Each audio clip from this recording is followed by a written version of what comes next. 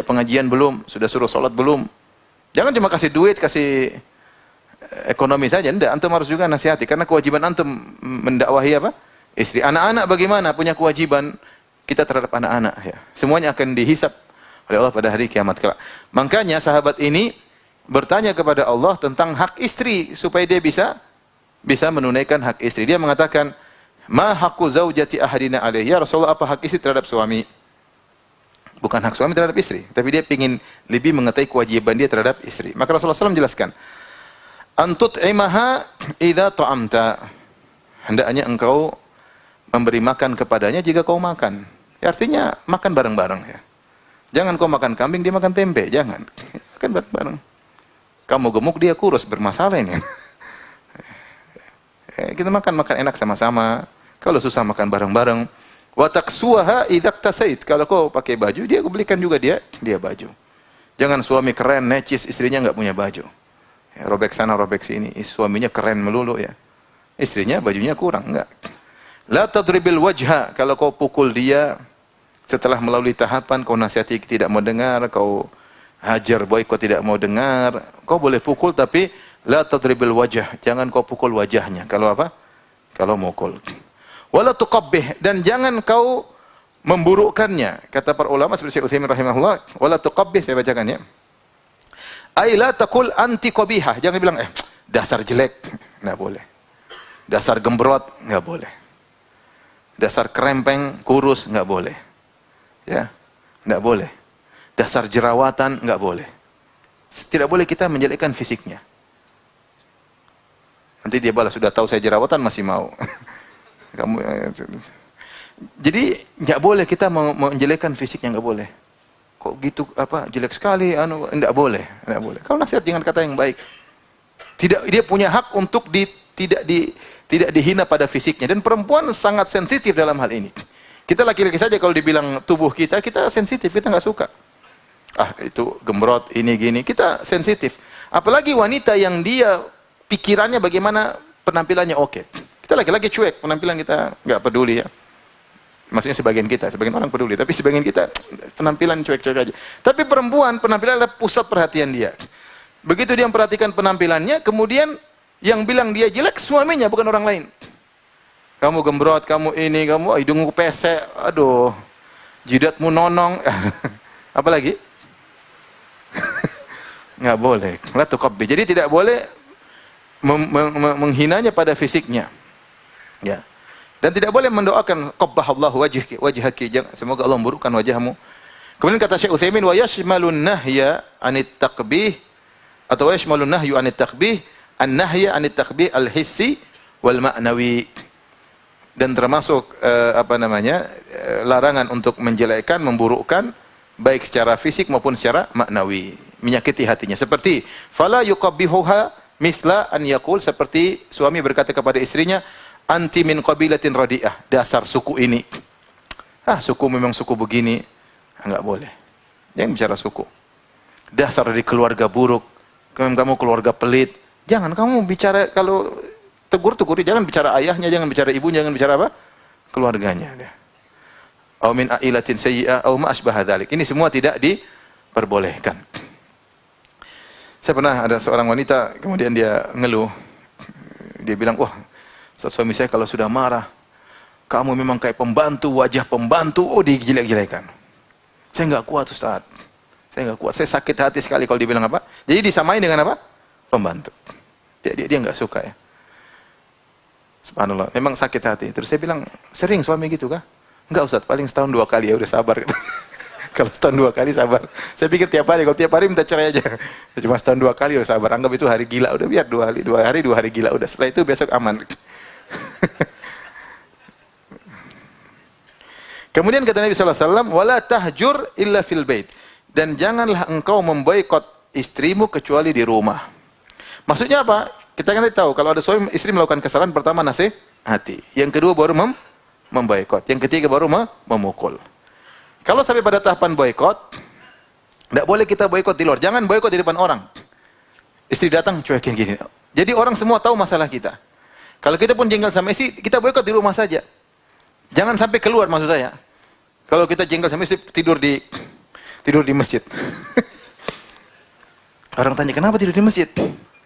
Aduh, istri parah, ini nggak boleh seperti itu. Ya, jadi akhirnya aib kita diketahui oleh banyak orang. Baik, azan dulu silakan.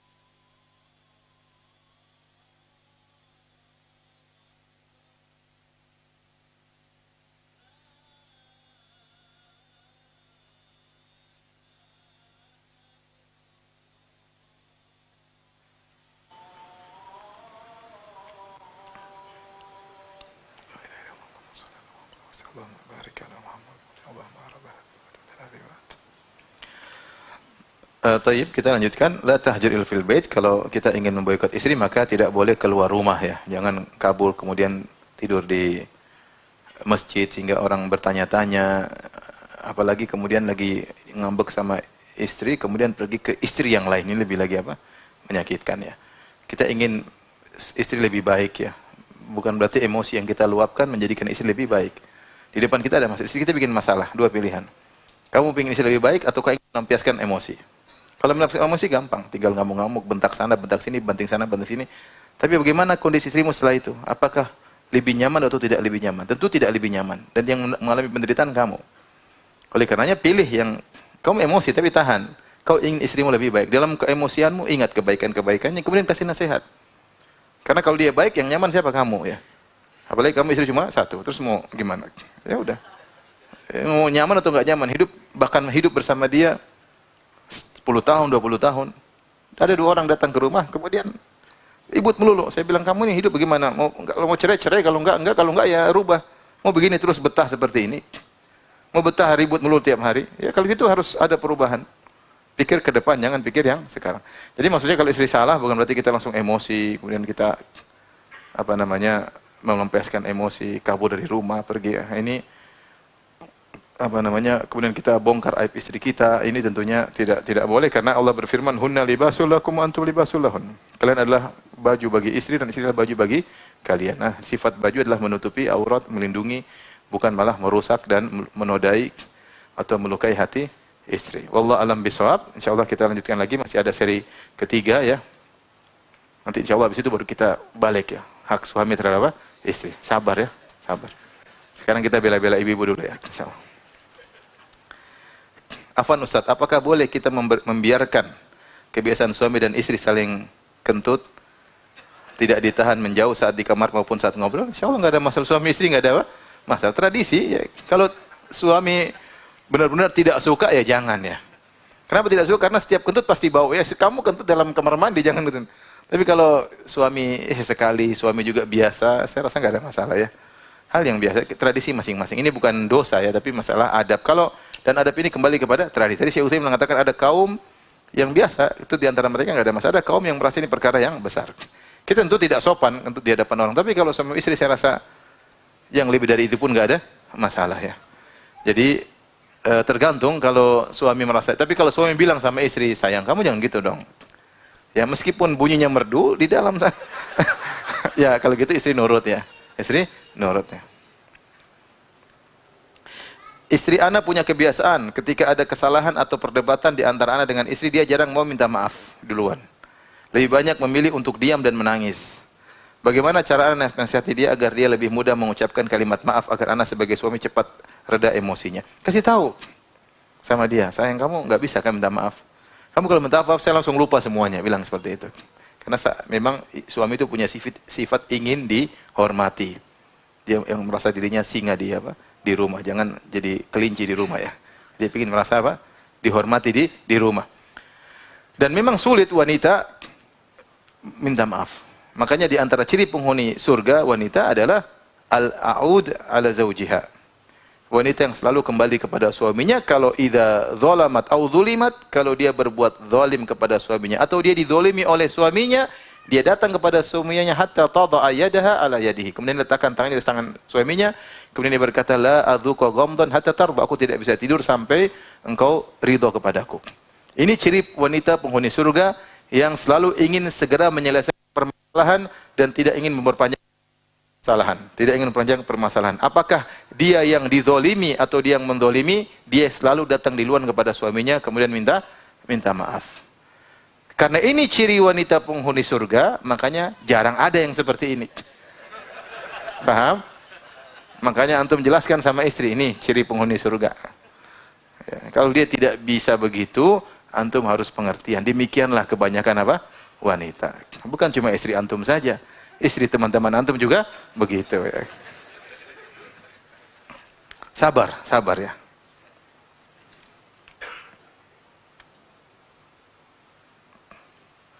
Istri saya punya kesalahan di masa lalu. Saya selalu mencoba untuk ikhlas menerima, memaafkan dan mencoba melupakan. Tapi bisikan setan selalu datang dan membuat saya terbayang-bayang kesalahan istri saya itu. Apakah yang harus saya lakukan? Apakah saya harus poligami? Lah, apa hubungannya? Jangan cari-cari alasan. Ya udah maafkan, lupakan, ngapain cari-cari alasan untuk poligami? Kalau poligami aja, nggak usah pakai alasan macam-macam. Sudah minta maaf dan kamu sudah terima maafnya. Ya fa in ata'nakum fala tabghu alaihinna sabila. Kalau dia sudah taat maka jangan cari-cari alasan ya untuk menyakitinya. Kalau poligami aja ya. Kalau enggak ya enggak usah cari-cari alasan yang enggak benar. Artinya maksud saya mau poligami silakan aja. Jangan bilang karena ini begini. Dia sudah ngaku dan dia sudah sadar dan kamu sudah maafkan, selesai. Ustaz, saya sedang bertaaruf dengan seorang akhwat. Berarti ikhwan nih. Sudah istikharah berkali-kali, Masya Allah, namun masih diliputi oleh was-was dan keraguan terhadap sang wanita. Sedangkan dari informasi yang didapat, sang akhwat sudah bercadar, berakhlak baik, paham dan dengan agama. Oh, ini saya juga bingung nih. Sudah, lihat dulu coba nazar ya. Nazar dulu. Artinya lakukan semuanya. Maksud istikharah itu antara kamu dengan Allah. Selanjutnya kamu informasi sudah oke, lihat. Karena sunnah sebelum menikah melihat calon Karena kalau kita suka, itu punya pengaruh dalam kelanggengan apa? Rumah tangga ya. Kalau nggak suka jangan dipaksa ya. Rasulullah SAW saja pernah menyuruh kalau tidak salah Ummu Sulaim ya, Ummu Sulaim untuk mengecek seorang wanita yang ingin Nabi nikahi. Kata Nabi SAW, "Unzuri ila urqubaiha wa syummi awaridhaha." Kata Nabi SAW dalam hadis Hasan riwayat Imam Ahmad. Kata Nabi SAW, lihat kakinya, bentuk kakinya, urkub itu urat yang di atas tumit. Nggak tahu, mungkin orang Arab dulu lihat itu sebagai tanda apa, kita nggak ngerti. Ini ilmu mereka ya. Tapi kata Nabi, "Unzuri ila urqubaiha," lihatlah pada urat di atas tumit, "wa syummi awaridhaha," dan kemudian cium di sekitar mulutnya. Maksudnya ini perempuan jaga kebersihan atau tidak ya? Jangan-jangan cantik tapi kalau bicara ya begitulah ya. Jadi Nabi perhatikan kebersihan, Nabi juga melihat body, maksud saya wajar ya. Rasulullah juga melihat ya. Ketika ada wanita menawarkan diri, Rasulullah SAW melihat ke atas, melihat ke bawah, Rasulullah tidak mau. Jadi mau saya, Rasulullah yang menyuruh untuk melihat. Jadi antum sudah benar, sudah cari informasi, sudah istikharah. Tidak ada salahnya antum apa? Lihat. Kita lihat, baru nanti istikharah lagi ya. Kemudian minta petunjuk kepada Allah Subhanahu wa taala. Jangan terlalu banyak apa? Bingung. Maksud saya, pernikahan itu memang sakral, tapi jangan takut ya. Nikah saja, enggak cocok, pisah. Maksudnya enggak berani. Terus sudah umur 35, 40. Nanti begitu nikah punya anak dipanggilnya kakek. Udah tua. Ini bapak atau kakek? Maksud saya, pernikahan tidak ada yang sempurna. Mau jadi sempurna sana di surga ya. Tanya semua orang apa istrinya yang sempurna? Enggak ada yang sempurna, pasti punya kekurangan. Kalau istri-istri Nabi punya kekurangan, apalagi istri-istri kita. Antum aja masalah banyak, apalagi istri antum. Oleh karenanya, jangan terlalu takut. Pokoknya, akhlak bagus, informasi bagus, wajah oke, bismillah ya. Bismillah. Ya. Artinya, apalagi jangan terlalu bilang, a'udzubillahi minasyaitonir rajim ya. Bismillah. Tapi kalau nggak suka, jangan nekat ya. Ustadz, apa suka dukanya berpoligami? Ini kepo.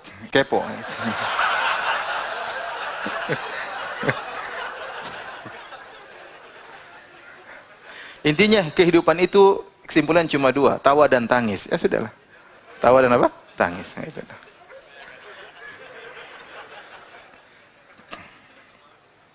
Apakah orang yang bayar zakat mal harus menjelaskan bahwa ini zakat mal pada penerima atau tidak harus?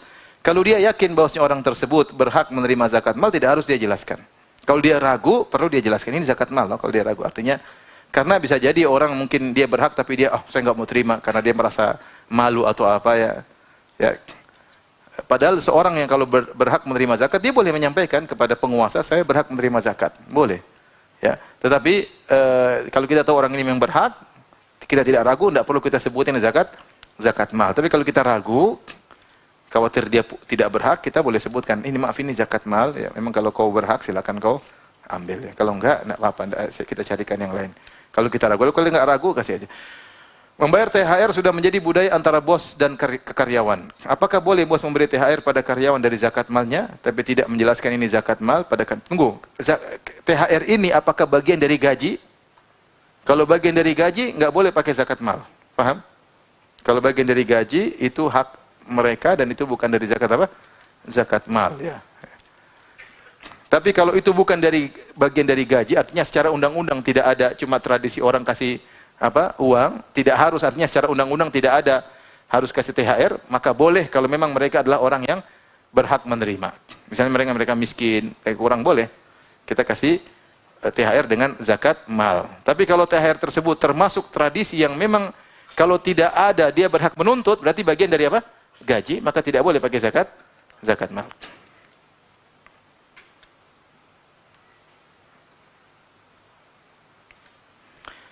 Jadi si bos memberi zakat mal pakai baju THR.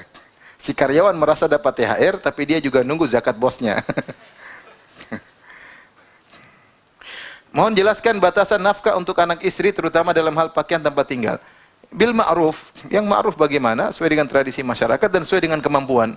Orang kaya tidak sama dengan orang miskin. Kata Allah, liyunfik dzu sa'atin min sa'atih. Orang yang punya kelapangan harta, dia berinfak dengan kelapangannya. Wa man qudira alaihi rizquhu falyunfik mimma atahullah. Siapa yang disempitkan rezekinya, maka dia memberi sesuai dengan kemampuannya. Beda orang kaya, orang miskin seadanya, jangan bergaya hidup mewah. Orang yang punya, dia boleh beli sesuatu yang bagus, yang itu wajar, memang dia orang kaya, yang penting jangan berlebihan, jangan sombong ya. Itu aja. Artinya kalau antum punya gaji cuma 5 juta, terus istri antum lihat di Instagram ada jilbab harganya 5 juta. Mas, tolong belikan jilbab ini. Maksud kamu gaji saya buat kamu semua. Gitu maksudnya. Ya, jangan, itu di luar kemampuan kita. Ya, yang penting kamu pakai baju yang enak dipandang, tidak harus yang mahal. Itu kalau antum punya gaji 100 juta, nggak masalah belikan baju buat istri yang 5 juta. Nggak masalah. Wajar, apalagi di Jakarta.